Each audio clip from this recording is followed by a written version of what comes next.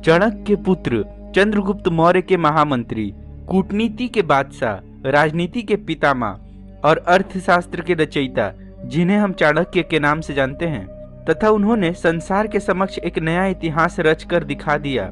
उन्हीं के नीतियों के फलस्वरूप भारतवर्ष एक परचम के नीचे संगठित हुआ और विश्व विजय का सपना देखने वाले सिकंदर को भारत से खाली हाथ लौटना पड़ा। उनकी नीतियां आज भी युवाओं के लिए प्रेरणा का स्रोत बनी हुई हैं। वो जितने मौर्य वंश में विख्यात थे, उतनी ही 21वीं सदी में भी विख्यात है। मुद्रा राक्षस के अनुसार इनका असली नाम विष्णुगुप्त था, लेकिन वह चाणक्य के नाम से विश्व विख्यात हुए। चाणक्य का हाथ चंद्रगुप्त मौर्य के सर पर हमेशा एक रक्षक की तरह था, लेकिन ऐसा क्या कारण था कि चाणक्य चंद्रगुप्त के भोजन में हर रोज जहर डालते थे और अंततः इसका परिणाम चाणक्य को कैसे भोगना पड़ा?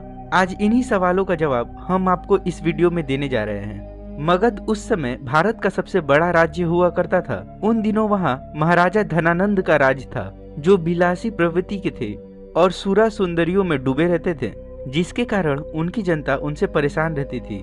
वह इतने घमंडी थे कि अपने किसी की प्रतिष्ठा का मान नहीं रखते थे।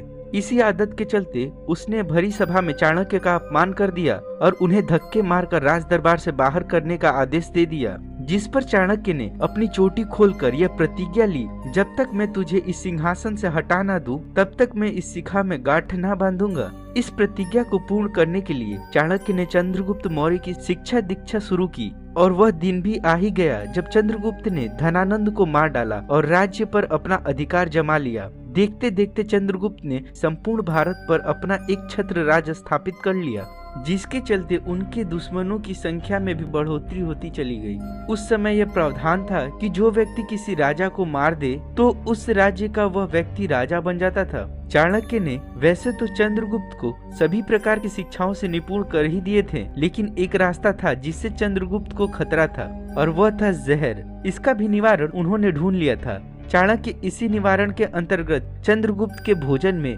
बचपन से ही जहर की एक बूंद दिया करते थे तथा हर रोज इसे थोड़ा थोड़ा बढ़ाया करते थे, जिससे चंद्रगुप्त का शरीर जहर का आदी हो जाए और उन पर जहर का कोई असर न पड़े। यह बात चंद्रगुप्त को भी मालूम न था। एक दिन चंद्रगुप्त मौर्य भोजन कर रहे थे, तभी उनकी पत्नी उनके साथ भोजन करने लगी।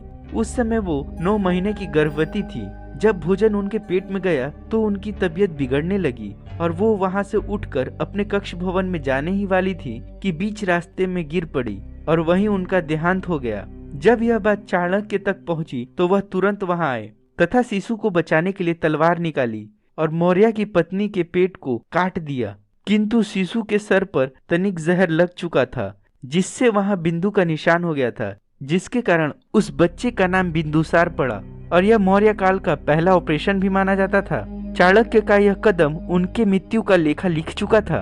वैसे तो चाणक्य की मृत्यु कैसे हुई यह बात किसी को नहीं पता, लेकिन कुछ का कहना है कि जब चंद्रगुप्त के मृत्यु के बाद शासन की कमान बिंदुसार के हाथों में आया तो वह चाणक्य को चंद्रगुप्त इतनी मान्यता नहीं देता था और बिंदुसार का मंत्री सुबेंदु भी यह नहीं चाहता था कि चाणक्य का हाथ अब बिंदुसार के सर पर रहे।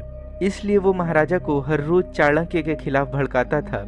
सुबंधु ने चाणक्य के विरुद्ध कई षड्यंत्र रचे और अंततः वह अपने षड्यंत्रों में तब कामयाब हुआ जब उसने बिंदुसार को यह बताया कि उसकी माता की मृत्यु का कारण और कोई नहीं बल्कि स्वयं आचार्य चाणक्य ही है, जिसके कारण आचार्य और राजा में धीरे धीरे दूरियां बढ़ने लगी। यह दूरियां इतनी बढ़ गई कि आचार्य चाणक्य ने महल छोड़कर जाने का फैसला कर लिया और एक दिन चुपचाप महल से चले गए। और वहीं दूसरी तरफ ये बातें होती हैं कि राजा बिंदुसार के मंत्री सुबंधु ने आचार्य को जिंदा जलाने की कोशिश की थी, जिसमें वह सफल भी हुआ।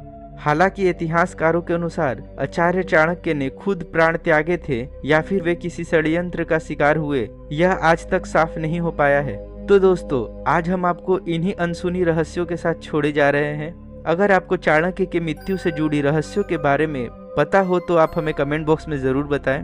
और दोस्तों, अगर यह वीडियो आपको अच्छी लगी हो तो इसे लाइक करें, साथ ही अपने दोस्तों में शेयर करना ना भूलें तथा ऐसे ही अनसुनी रहस्यों को जानने के लिए हमारे चैनल को सब्सक्राइब करें और साथ ही साथ बगल के बेल आइकन को प्रेस करना ना भूलें ताकि हमारे आने वाली कोई भी वीडियो आपसे मिस ना हो।